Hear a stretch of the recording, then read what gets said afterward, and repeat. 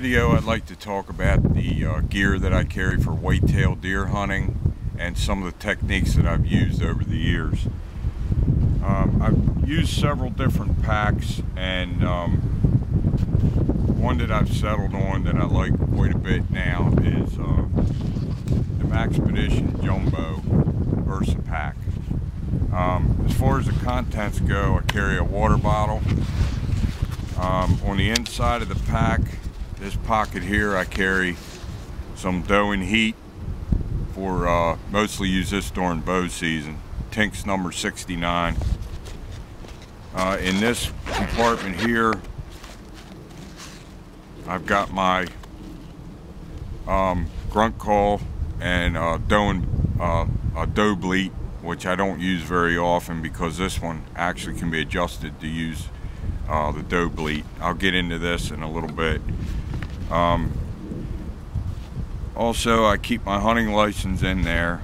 In the main compartment, I've got a pair of field glasses. I carry a deer drag, which usually the only time I use this is if we get a deer, knock a deer down back in and we can't get the vehicle to it. I also carry 550 cord in case we need some extra cordage to get the deer out. Also carry a pair of pruners. These come in handy when you got to get limbs and things out of the way in shooting lanes.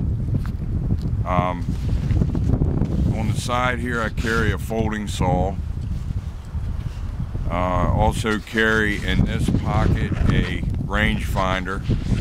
I've got the Bushnell 400 yardage Pro. These are great.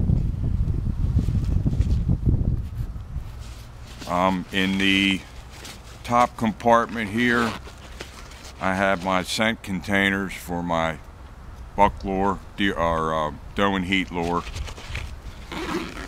Over in this pocket, which is really made to carry a handgun, I keep various items in here, not a whole lot. I got my headlamp. Can't beat a headlamp when you're hunting in the evening and you drop a deer and it gets dark, and you put one of these on, got your hands free, you can get the job done really quick. So definitely always have a headlamp with me. So that's pretty much the contents of the pack. Sometimes I'll carry a backpack, and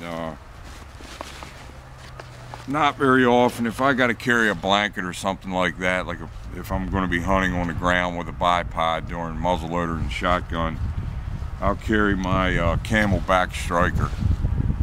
So I get my blanket down in here, or if I got to carry some other things that I can't fit in that pack, I'll usually carry this. As far as the techniques that I use for hunting, rattling is one thing I've had some pretty good luck with. If you've never tried it, it definitely works. Now, rattling over here, the buck-doe ratio, there's so many does over here, the bucks aren't fighting for does. A big buck will run a small buck off if there's a doe in heat ready to breed. But as far as the type of rattling I do, I usually do that during the pre-rut, when the bucks are sparring with one another. And the artificial rattle box that I use is made by Loman. It's a single paddle, and it's pretty simple to use. And I've used it. One time I used it in late September during bow season. I rattled 4 bucks out of the woods along the edge of a cut cornfield that I was hunting, and was able to get one within bow range, but unfortunately I missed. And this is pretty simple to use. Just hold it in one hand, take your other hand with a paddle, and work it like 2 bucks that are sparring with one. You don't have to be real aggressive with it, because you only want to simulate the 2 bucks sparring with one another. The other one that Loman makes is a double paddle. Now this one is a lot louder and more aggressive. I haven't used this one very often. I used it a couple of times, but it just makes too much noise, and never really called anything in with it. Now with the single paddle box, like I say, I got the four to come out, but the one time that I was able to get a buck with it and actually able to harvest a buck, if you go on my website, www.gossamerknives.com, on the opening page, I believe there's a picture of me with a buck that I got in October 7th of 1999 during bow season. I used this box to rattle him up out of a creek bottom. Once I got him in sight, used the grunt call, hit one grunt, and he came over. It sounded like a tree coming down. Hair was standing up on the back of his neck. He was ready to fight. Got him within 15 yards, made the shot, and was able to get that buck. He was a 178-pound, 7-point piebald. Really, really nice deer. So that was a situation where the box worked out well. Now, you cannot beat the real thing.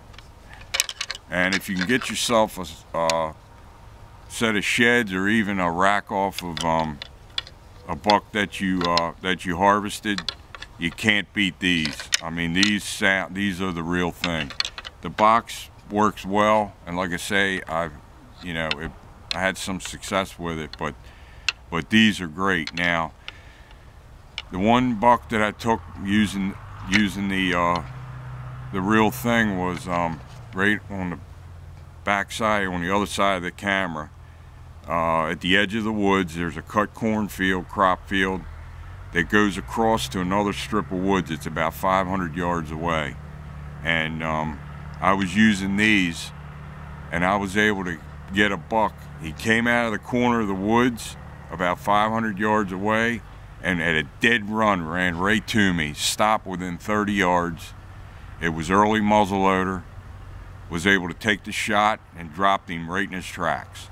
Now the way I use these is just simple light rattling.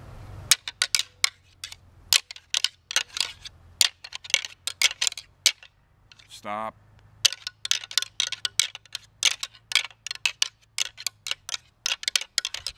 I'll do that for about 3 to 5 minutes, and then do it every half hour until I hopefully get some results with it. Now,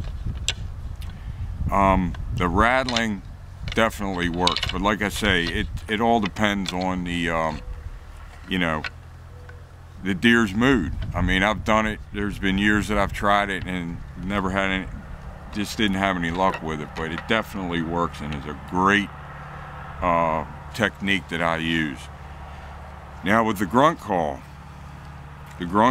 is definitely a piece of gear you don't want to head into the woods without.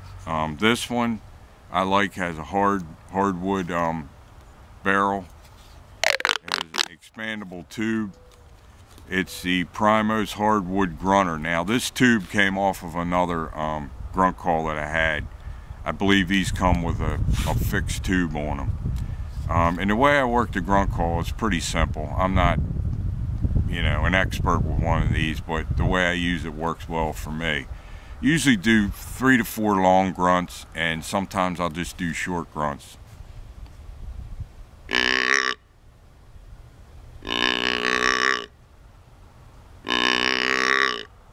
And then the short grunts are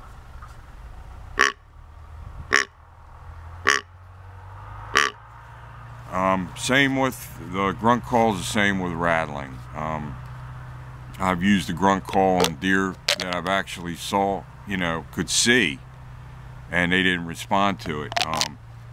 One great success story I had with the grunt call is in 1997 during our shotgun season. I spotted a buck at about 200 yards away. Hit the grunt call with 3 long grunts, got his attention. I was able to bring him over to where I was at, and I worked on him with the grunt call for about 15 minutes before I could actually get him in a position where I could make a shot. Made about a 40-yard shot with a shotgun, and took a nice 8-pointer. He was a 155-pound 8-pointer, and definitely works well. I will forget my underwear before I forget my grunt call. I will not head into the field without my grunt call. This works all year round. I've had luck with it beginning of bow season in September all the way through late muzzleloader in January. So the grunt call is a very, very important piece of equipment. As far as the weapons I use, the gun, bow, muzzleloader, I'm going to do another video and go into detail with what I like to use for that. So hope this will help you out a little bit. Give that rattling a try if you get the opportunity, and don't leave home without your grunt call.